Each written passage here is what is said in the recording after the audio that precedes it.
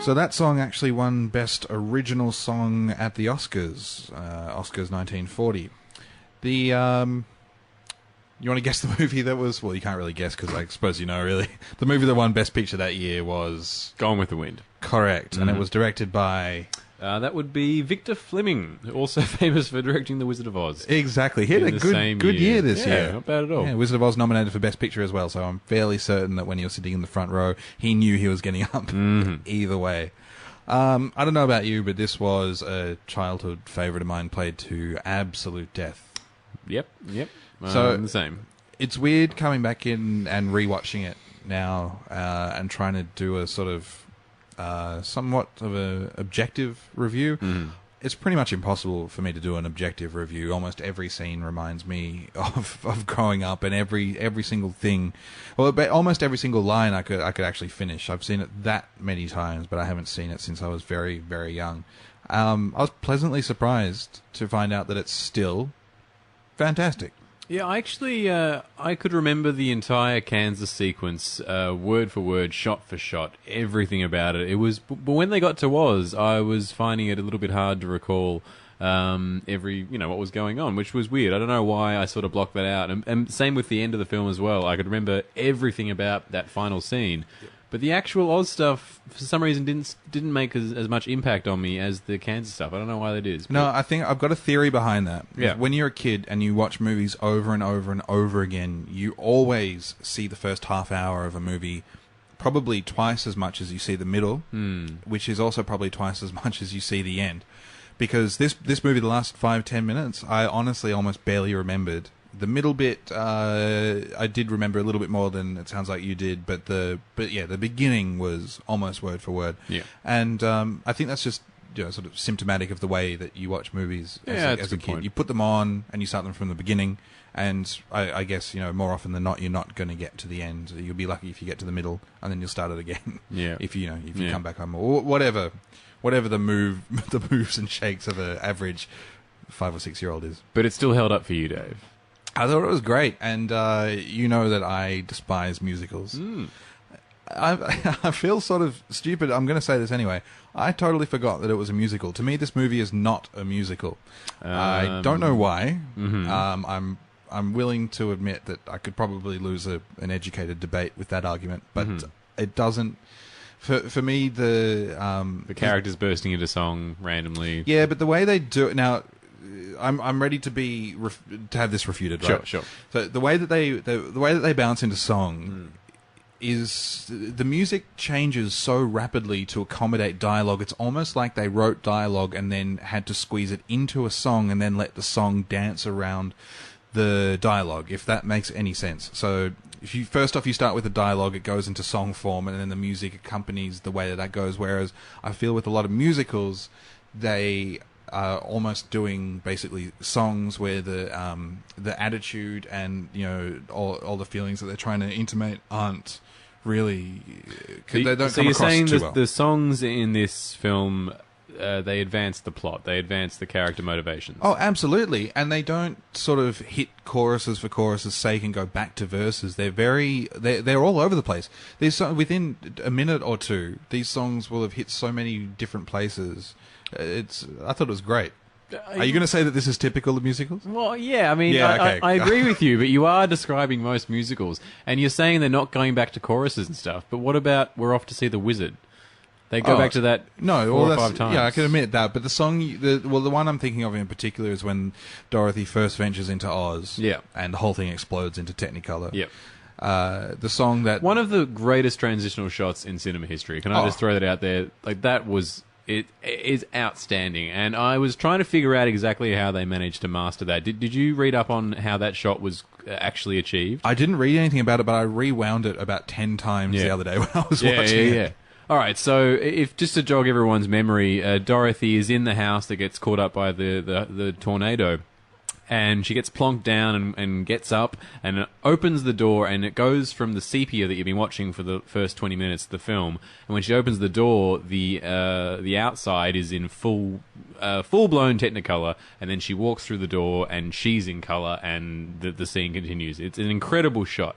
And it's something that Paul Thomas Anderson would would die for. Yeah, and the way they did that, because they obviously you could do that easily with computers now, just simply turn the color on, so to speak. But the way they did it back then was that room that she was in, and when she opened the door, that was a sepia colored set, and it was a Dorothy stunt double in a sepia costume.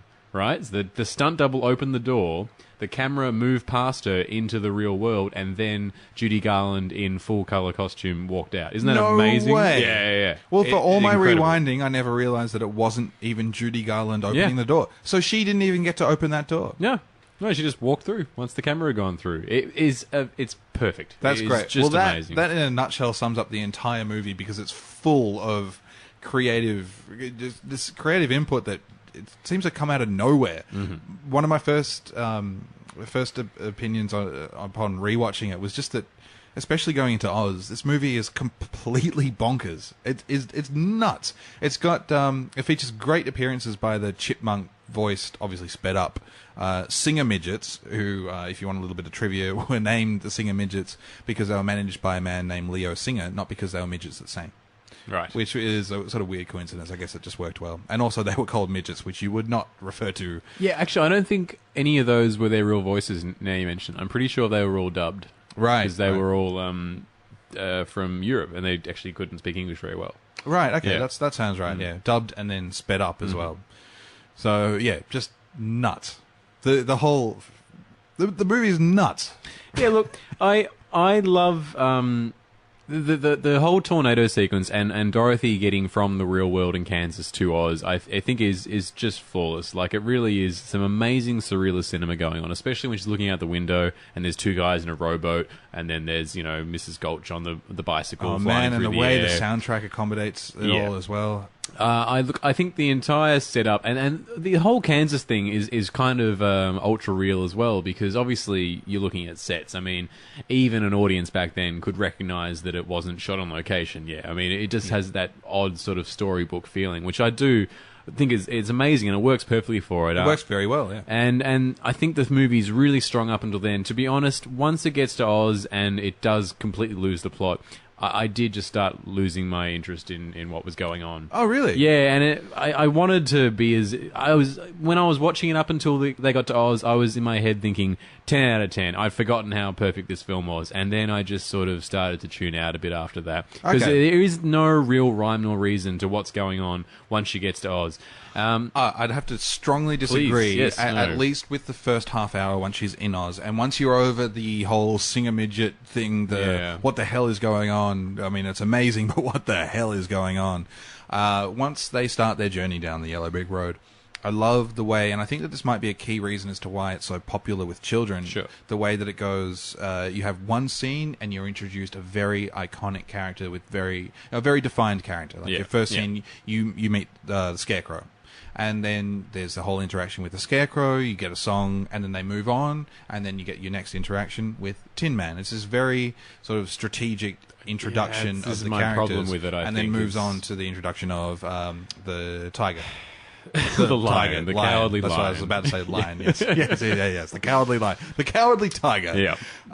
But just because of the simplicity of the way that it introduces such iconic characters, I think it works really, really well for children, and that's why it sticks in your mind so well. Yeah, no, it's fair enough. I couldn't begrudge it anything for doing it that way, and if anything, it moved along so quickly, because by the point that you're actually finished being introduced to these characters, you're actually an hour into an hour and a half movie. Yeah, this is where I disagree with you. I wouldn't say that this is done quickly. This is where I had the most trouble with it, because it was so laborious of this repeated motif of introducing the character. They have a bit of a chat, they talk about what's wrong with them, they sing the same freaking song about what's wrong with them. What they need, and then Dorothy says, well, why don't you come with me and we'll go see the wizard together. Then they sing another same freaking song about going to see the wizard, and it's just, I don't know, you just kind of, you get it after the first go, with the Scarecrow, to repeat that same thing 3 more. Anyway, this is... it was hard to argue, because I can't, like I said before, I can't objectively do this. I can't. I know. I can't look at it and say, yes, it seems laborious, because I didn't think it was, and I don't now. And once that part of the repetitive part of the screenplay is out of the way with, though, it does goes a bit all over the shop. But the way it looks, it's so overblown with the colours and everything. I can't. Can you imagine actually seeing this in the cinema in 1939? Like what this would do to your brain? It's amazing. Yeah, it's a revolution of cinema, basically. Yeah. I think they re-released it every few years after that as well, just because it was one of those films that everyone would want to take their kids to, and it just kept on making money because it's pretty timeless, you know. Yeah. Well, it's safe to say that it's definitely earned its reputation. It's not one of those films you can go back to. We just mentioned that Victor Fleming in the same year directed Gone with the Wind. Gone with the Wind, I think you'll defend more than I will. I really did not like it. It was intentionally epic and intentionally pretentious, basically, and unnecessarily long-winded and full of portent that it did not claim to have at all. Yes, yeah, that's definitely a different conversation, but yeah. But I want to, but because it's very common that you can go back to these films that are so widely regarded. Well, Gone with the Wind is not as universal as Wizard of Oz. I mean, I think it's going to be it's directed at adults for one thing. It is a film for grown-ups. It covers big but it's issues referred and stuff to, like that. in the same breath as Citizen Kane. Yeah, well, not really, man. I don't think so. I mean, I think it's going to be one of those films that every time they release a new version, new special edition of it, people are going to buy it because they think it is worthy. But I don't think it deserves that sort of revisionist history thing that you're talking about. I don't think it's talking a about film. that. Yeah. Okay. Well, I was all right. We'll let that go. Yeah. Look, I wanted to bring up. This is just kind of funny. Rick Polito. He's a columnist for a small newspaper in America, and he's quite famous for doing these pithy one-line reviews. In the TV guide when you were a kid, you got the name of the film and then a sentence about what the film was about. Yeah. And he does this, which are kind of renowned in his town. And one thing he did for Wizard of Oz, this is going back about, 20 years now, and it's just sort of been legendary as this great review of great synopsis, I should say, of Wizard of Oz. And here it is. It's transported to a surreal landscape. A young girl kills the first person she meets, then teams up with 3 strangers to kill again. Sort of sum it up nicely, doesn't it? That's great.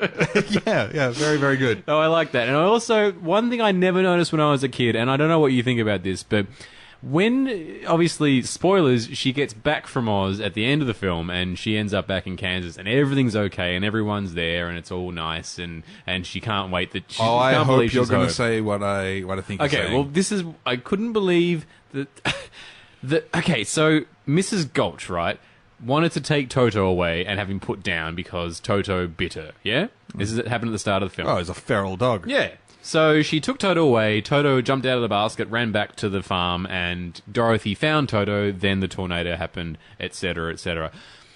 At the end of the film, surely, if she's back in the real world and everything's happened, wouldn't Mrs. Gulch realise the dog's not there and simply come back to the farm and take it again and get it killed? Like, isn't Toto still going to die? Yeah, he's still dead. Yeah, I just thought that was kind of weird. I thought there'd be some resolution to that part of the story that they set up so strongly in the first part of the film. I think obviously the only reason of setting it up is so that she can recur as the witch. Yeah, but Toto's still, he's got a death sentence. I mean, I just felt kind of sad. I just thought there might be some sort of, even a line just to explain it. Oh, and Mrs. Gulch died, by the way, in a horrible accident. She was crushed by a house. Yeah. Something like that, yeah. Yeah, I just thought that was kind of strange. They didn't address that.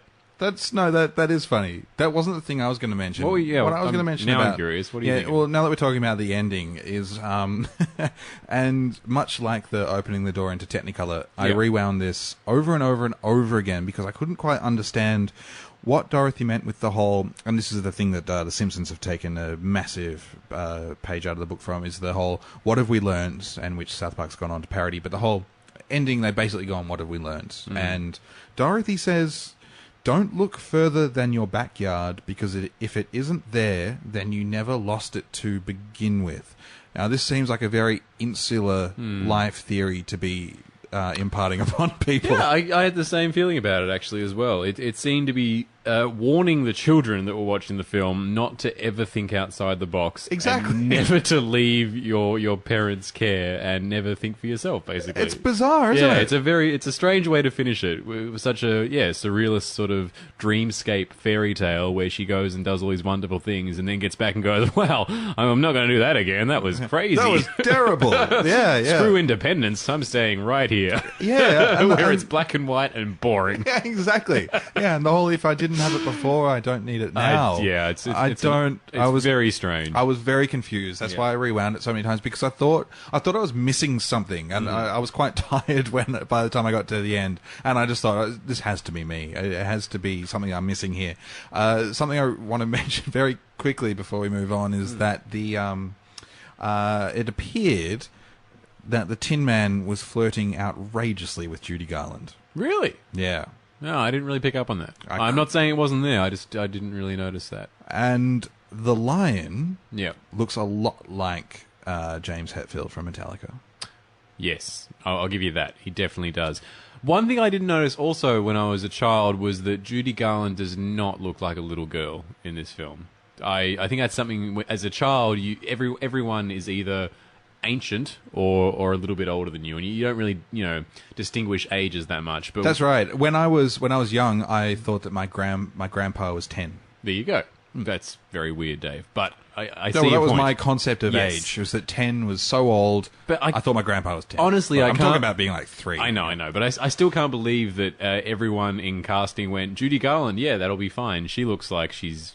how old is Dorothy supposed to be? Well, Dorothy's 12? definitely meant to be... Oh, no, I wouldn't say 12. I would have assumed just by her looks that maybe she was meant to be, 13 or... Oh, sorry, not 13. You wouldn't say 12. Yeah, no, I just realised when I say 13. Sorry, I meant to say 15, 16. I don't know. Anyway, she obviously looks like a grown woman. It's a bit weird. Yeah, it is a bit weird. Well, the film was made in 1939. She was born in 1922. Don't make me do maths, Dave. No. Well come on. She's how old is she? If it was made in 1939, oh yeah, she's 17.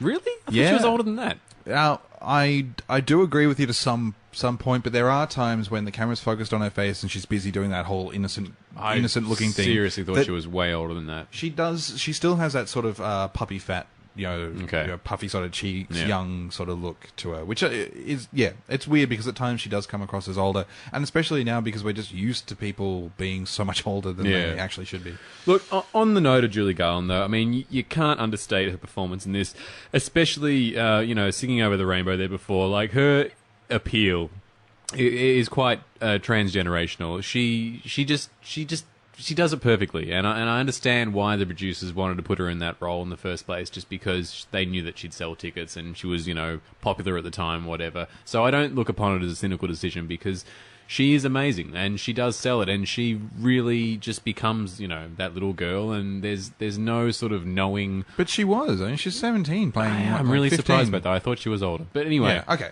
I thought she did a fantastic job. And she did. No one cares because it's so many years after, and I'm sure she's got quite enough praise now when she was alive. Yeah, that's right. I don't think anything we can say now is going to harm the reputation of either Judy Garland or the film. But if anyone's interested, we think it's a good film. Yeah, that's right. Yeah. Highly recommend. So, should we have a look at the new attempt from